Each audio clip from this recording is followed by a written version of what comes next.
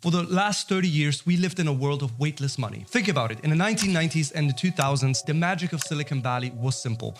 You build a piece of code once, and then you sell it millions of times. In economics, we call this zero marginal costs. And that just means that once the product is built, serving one additional users is very cheap. Once Google built its search engine, adding 1 million more users did not require 1 million times more machinery.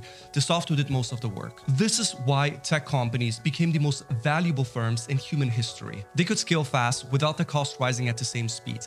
They felt weightless. But then, this happened. Generative artificial intelligence. Generative AI. Generative AI. We get generative AI, and to the average person, it just looks like just a normal app. Another chatbot, right? Behind that chatbot, something much heavier is happening. Billions are pouring into AI, and to some people that looks completely irrational, like the next great bubble in the making. To others, it's the opportunity of our lifetimes. And if this all looks so expensive and fragile, what is the economic logic that makes investors believe that it might work? In this video, I'll explain the strange economics of AI. In the process, we look at why the Wall Street Journal is asking whether the spending boom will ever truly pay off, and what would need to happen for the model to become sustainable.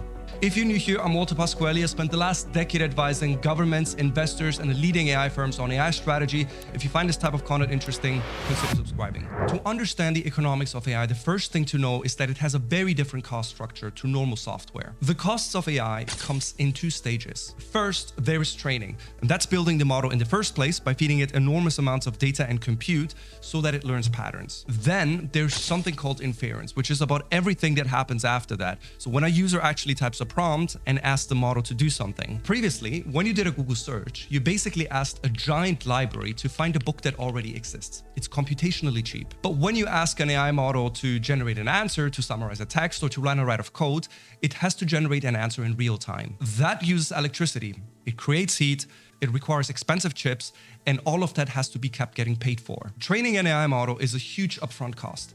But inference is the bill that you keep paying every time someone comes back. And that's when the cost starts skyrocketing. Now, this is the first thing that feels strange to people. In the old software world, the more users you had, the richer you got. But in the AI world, every time a person uses your system, something expensive is happening in the background. So if you have a power user that uses Claude GPT or Gemini all day long, you actually might end up having a user that consumes a lot more than the actual subscription that they pay in a month. And that is the first lesson in the strange economics of AI. This does not behave like traditional software. But once you understand that, the next question becomes obvious. If every answer carries a real cost, where does that cost actually live? It lives here. This is Ashburn, Virginia, and most of the world's digital intelligence flows through this one county. The internet started here, and the power is cheap. And this is why we're now talking about data centers. And the reason why AI ends up in these giant warehouses is not accidental. Inference, what we just described, has a physical cost. Every answer has to be computed somewhere, on a real chip, drawing real power, producing real heat. So the more you look underneath, the more you realize how AI firms are based on land, power, cooling system, chips, and grid access. And AI is pushing these buildings to the limit. A traditional server rack uses about 10 kilowatts. An AI rack needs up to 100 kilowatts. And they're spreading and becoming larger, covering hundreds of acres and requiring so much steel that you could build an entire stadium with it. And that brings us to the real question, because if the costs are exploding, why are investors still pumping money into it? Now, part of the answer is that this is not really a race to just build the next product, but it's a race to build what everything else will depend on in the future. And you can see that in the way the money moves. So it's a bit of a weird cycle. Microsoft gives billions to OpenAI. OpenAI uses that money to buy compute from Microsoft servers. Then they both buy chips from NVIDIA. Most people look at this entire cycle and think, hang on, what is actually going on here? So in a normal market, you expect consumer demand to drive the business. But here, some of the biggest players are helping build the capacity they hope will define the future market. So even though it feels odd, the point here is not that this is just money moving in circles. The point is that the market is still being shaped by insiders funding the system that they want to dominate. And the logic behind that is actually pretty simple. This is a high-stakes bet on this one thing. Investors aren't looking for the next step. They're looking for the next railroad. In the 1880s, the US spent 6% of its entire GDP on tracks and steam engines. Today, AI infrastructure is already 1.6% of GDP and climbing. So they're not building a new product, but they're building the intelligence infrastructure of the future. Think of drones delivering parcels, humanoid robots working across the streets and homes collecting garbage, logistics, software, customer service, research, healthcare. High frequency use, high value use. The whole investment thesis is a bet that AI will become pervasive and deeply embedded across the economy beyond just chatbots. That's why we're seeing data centers expand everywhere across the world. In the Middle East, in Europe, in the States, in Asia, everywhere. Because if this future were to come true, it would require enormous computational capacity. And that would mean that AI firms would not just be making money from novelty or new products or a shiny new chatbot, but by becoming the operating layer on which the future economy itself runs. That has created some constraints for today. So right now, the demand for power is so high that we're keeping old coal plants running. In Virginia, the wait time to connect a new data center to the grid is now 7 years. This is where the optimism runs into a harder question. Is this actually sustainable? Because up to here, the logic of the bet is actually pretty clear, but that still does not tell us whether the business model will actually work. One of the main challenges is that it's actually very hard to predict when and where a breakthrough might actually happen. Think of Jeffrey Hinton, who argued just a while back that radiologists would be replaced within just a few years. But today, there are actually even more of them. Or what about the metaverse? That is the problem with investment booms built around potential future breakthrough. Nobody really knows when the future arrives. And some experts, like Nobel Prize winner Darren Acemoglu, are skeptical.